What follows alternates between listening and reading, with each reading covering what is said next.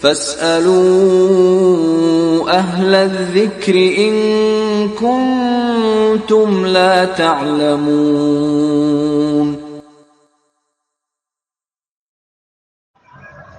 علم دی کرنے کو حاصل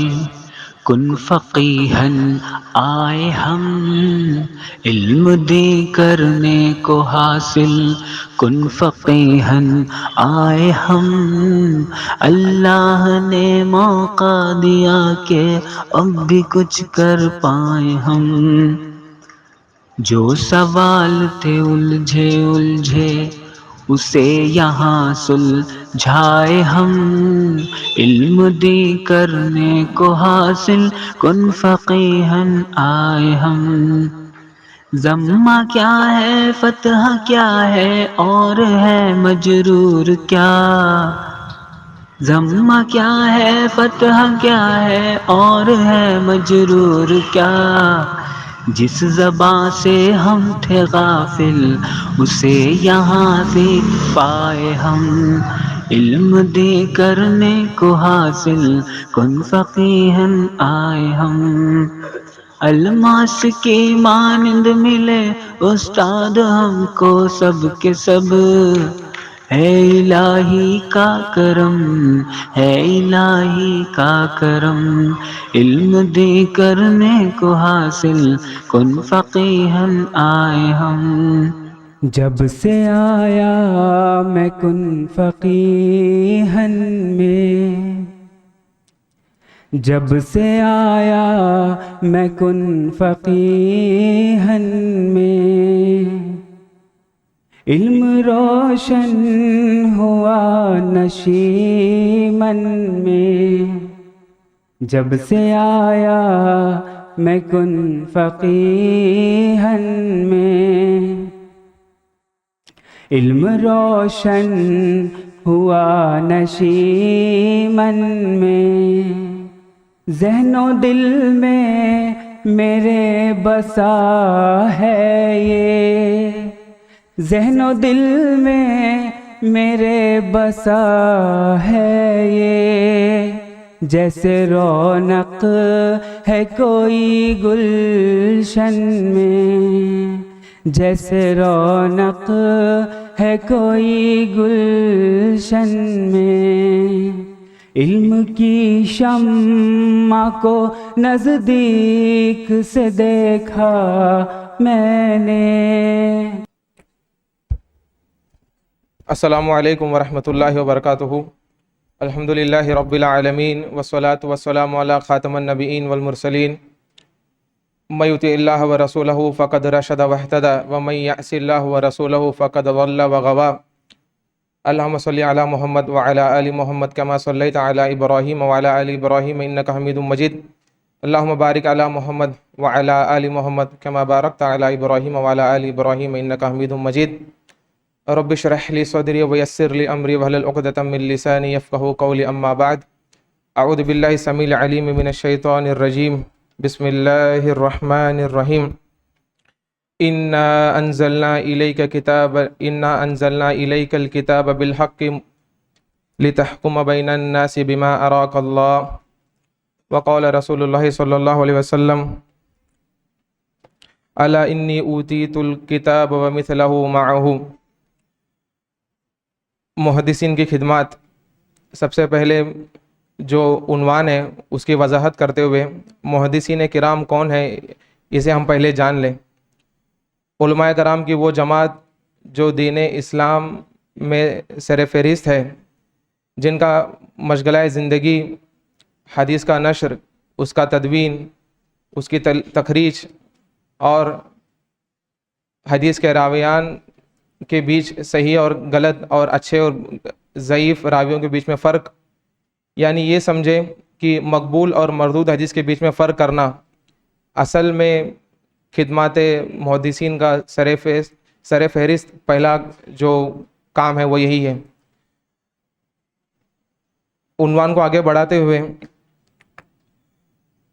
اللہ نے قرآن کریم میں فرمایا انا انزلنا الیک الکتاب بالحق لتحکم بین الناس بما اراک اللہ۔ وہ اللہ ہی کی ذات ہے جس نے آپ کے طرف کتاب کو نازل کیا تاکہ آپ اللہ کے مراد سے لوگوں کے بیچ میں اس بات کا بیان کر دیں۔ اللہ کی مراد سے یہاں پر حدیث ہے، حدیث رسول ہے، جیسے کہ اللہ نے دوسرے آیت کریمہ میں فرمایا سورۃ الجمعہ کی، وَالَّذِي بَعَثَ فِي الْأُمِّيِّينَ رَسُولًا مِّنْهُمْ يَتْلُو عَلَيْهِمْ آيَاتِهِ وَيُزَكِّيهِمْ وَيُعَلِّمُهُمُ الْكِتَابَ وَالْحِكْمَةَ وَإِن كَانُوا مِن قَبْلُ لَفِي ضَلَالٍ مُّبِينٍ۔ علماء کرام اس بات پر متفق ہے کہ قرآن کریم کی کسی بھی آیت پر اگر الکتاب اور الحکمہ یہ دونوں الفاظ اگر ساتھ میں آئیں تو اس سے کتاب سے مراد قرآن کریم ہے اور حکمت سے مراد اللہ کے نبی صلی اللہ علیہ وسلم کی حدیث ہے۔ اس سے ہمیں یہ بات بخوبی واضح ہوئی کہ دین اسلام کے بنیادی طور پر دو مصادر ہیں، ایک قرآن اور دوسرا حدیث۔ جب تک ہم قرآن کریم کا تفسیر، قرآن کریم کا صحیح مفہوم حدیث رسول کے طرف سے نہیں لیں گے تو لازم ہے کہ ہم گمراہ ہو جائیں گے۔ اور آج کا موضوع جو مختصر وقت ہے اس میں میرا جو مقصد ہے وہ یہ ہے کہ اس امت کے لیے جو محدثین کرام نے جو قربانی دی اس کی ضرورت کیا پیش آئی، اور آج کے حالات میں عصر حاضر میں اس بات کو ہمارے بیچ میں عام کرنا کیوں ضروری ہے۔ کیونکہ لوگ جس طرح عبداللہ بن عباس رضی اللہ عنہ فرماتے ہیں کہ فتنہ ہونے سے پہلے، یعنی عثمان بن عفان رضی اللہ تعالیٰ عنہ کے قتل اور اس فتنے سے پہلے لوگ جب حدیث رسول کو بیان کرتے تھے ہم بڑے توجہ سے اس بات کو سنتے تھے، پر بعد میں معاملہ لوگ اپنی مرضی کی باتوں کو، جھوٹ اور سچ کو ملا کر بیان کرنے لگے تو تحقیق حدیث کا مرحلہ شروع ہوا۔ اس کے بعد تابعین کا دور آیا، کیونکہ صحابہ کرام سب کے سب سچے اور عادل تھے۔ صحابہ کرام تابعین کے دور میں وہ بھی لوگ تھے جو کمزور تھے ضبط کے اعتبار سے، اور وہ بھی لوگ تھے جو جان بوجھ کر جھوٹ بولتے تھے۔ تو تحقیق حدیث کا مرحلہ شروع ہوا اور یہ فنون ہوتے اپنے باتوں کو آگے اس فنون کا تھوڑا تھوڑا کر کے اور آگے بڑھنے لگا، تو مصطلح الحدیث، اسماء الرجال، اس طرح سے بہت سارے اور فنون سامنے آنے لگے۔ آپ نبی کریم صلی اللہ علیہ وسلم قرآن کریم میں سورۃ الجمعہ میں اللہ فرماتا ہے وَآخَرِينَ مِنْهُمْ لَمَّا يَلْحَقُوا بِهِمْ وَهُوَ الْعَزِيزُ الْحَكِيمُ۔ صحابہ کرام اللہ کے نبی صلی اللہ علیہ وسلم کے ہاتھ میں مسلمان ہوئے، پر اللہ قرآن میں فرماتا ہے اور بھی وہ لوگ ہیں جو اب تک آپ سے ملے نہیں، پر ضرور ملیں گے، اور بے شک اللہ اپنے معاملوں میں غالب ہے۔ یہ جو آیت ہے علماء نے وآخرین منہم لما یلحقوا بہم، اس سے مراد لیا ہے وہ مسلمان جو نبی کریم صلی اللہ علیہ وسلم کے وفات کے بعد مسلمان ہوئے، اور اس سے اولین مراد وہ ہے جو محدثین کرام کی جماعت جو اپنے سندوں کے ذریعے آپ نبی کریم صلی اللہ علیہ وسلم تک جا پہنچے، اور اس سندوں میں جو راویان حدیث ہے ان کی تحقیق میں، ان میں صحیح اور غلط کا فیصلہ کرنے میں جنہوں نے اپنی پوری زندگی لگائی، کیونکہ آج اللہ کے نبی صلی اللہ علیہ وسلم کا پہلے سے پیشن گوئی تھا، جیسے کہ سنن ابی داؤد میں کتاب السنہ میں باب لزوم فی السنہ میں اللہ کے نبی صلی اللہ علیہ وسلم فرماتے ہیں الا انی اوتیت الکتاب والحکمہ، بے شک تم لوگ جان لو مجھے قرآن بھی دیا گیا ہے اور اس کے ذات اسی جیسی اور بھی چیز دی گئی ہے، اسی جیسی چیز، قرآن جیسی چیز ہم سب جانتے ہیں، اس سے مراد حدیث ہے۔ جب تک اس حدیث کو ہم اس کی حفاظت نہیں کریں گے، کیونکہ قرآن کریم بڑا ہی مختصر تھا، آپ نبی کریم صلی اللہ علیہ وسلم اسے نماز میں پڑھتے تھے، لوگوں کے بیچ میں عام تھا، تو اس کا حفاظت بہت آسان ہوا۔ پر حدیث کی ادائیگی، نبی کریم صلی اللہ علیہ وسلم کا کوئی قول، کوئی عمل، کوئی تقریر جب ہوا کرتی تھی، ہر وقت ہر صحابی سامنے نہیں ہوا کرتے تھے، کبھی کسی جماعت کے سامنے، کبھی کسی انفراد صحابیات کے سامنے بھی معاملات ہوا کرتے تھے، تو اس کا حفاظت اور اس میں غلطی کی گنجائش اور زیادہ بڑھ گئی، اور لوگ جان بوجھ کر یعنی اپنی باتوں کو منوانے، اپنے مسلکوں کو منوانے جھوٹ بولا کرتے تھے حدیث میں۔ پر کچھ لوگ ذہنی کمزوری کے بنیاد پر، ضعف کی بنیاد پر غلطیاں کرتے تھے حدیث میں، تو یہ بہت ضروری ہوا کہ لوگ ان راویوں کی اور ان سندوں کی مکمل طور پر دراسہ کیا جائے اور اس میں صحیح اور غلط کی چھان بٹا کی جائے۔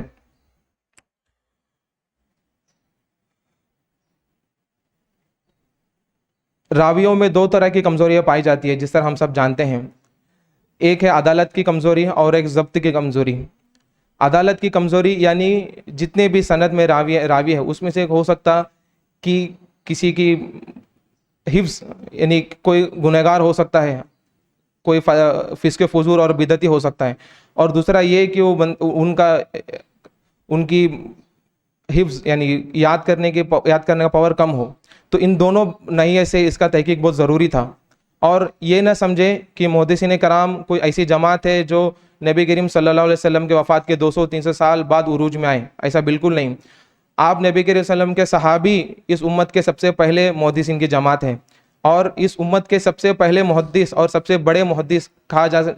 جا سکتا ہے حضرت ابو ہریرہ رضی اللہ عنہ کو, کیونکہ باقی صحابہ جب اپنے کام میں مشغول ہوا کرتے تھے, اپنی تجارت میں اپنے کاموں میں مشغول ہوا کرتے تھے, آپ ابو ہریرہ رضی اللہ عنہ خالی پیٹ نبی کریم صلی اللہ علیہ وسلم کے ساتھ اپنے آپ کو چمٹ کر رکھا کرتے تھے تاکہ آپ نبی کے ایک ایک بات اور ایک ایک الفاظ محفوظ ہو جائیں. اسی حرص کو آپ نبی کریم صلی اللہ علیہ وسلم نے جانا, اور امام بخاری نے اس حدیث کو صحیح بخاری کتاب العلم میں نقل کیا. آپ ابو ہریرہ رضی اللہ عنہ پوچھتے ہیں کہ اے نبی کریم صلی اللہ علیہ وسلم, آپ کا شفاعت کا سب سے زیادہ حقدار قیامت کے دن کون ہوگا؟ تو آپ نبی کریم صلی اللہ علیہ وسلم فرماتے ہیں کہ مجھے لگ ہی رہا تھا کہ ابو ہریرہ یہ سوال سب سے پہلے آپ ہی کریں گے, کیونکہ آپ کے اندر حدیث کی حرص ہے. اللہ ہم سب کو بھی اسی طرح حدیث کا حرص عطا فرمائے. اسی طرح جیسے قربانیاں ابو ہریرہ رضی اللہ تعالیٰ عنہ نے دیا, حضرت جابر بن عبداللہ رضی اللہ تعالیٰ عنہ کے بارے میں بھی آتا ہے کہ وہ عبداللہ بن انیس رضی اللہ تعالیٰ عنہ سے ایک حدیث کو حاصل کرنے کے لیے مدینہ سے شام کا سفر کیا, اور وہ وہاں تک گئے, حدیث کو سنا اور ترنت واپس آ گئے. علماء کہتے ہیں کہ وہاں پر ہو سکتا وہ اور بھی کچھ کام کر سکتے تھے, پر اپنے اس عمل کو محفوظ کرنے یعنی نبی کریم صلی اللہ علیہ وسلم کے حدیث کی حفاظت کے لیے انہوں نے جو قدم اٹھایا, اپنے اخلاص کو باقی رکھنے انہوں نے دوسرا کچھ کام نہیں کیا, ترنت واپس آ گئے. اسی طرح اسلاف کرام سے محمد بن ادریس الحنظلی یعنی ابو حاتم الرازی رحمہ اللہ کے بارے میں آتا ہے, وہ طلب حدیث کے لیے ہزاروں میل چلا کرتے تھے, اور وہ اپنے آپ کے بارے میں کہتے ہیں میں کئی بار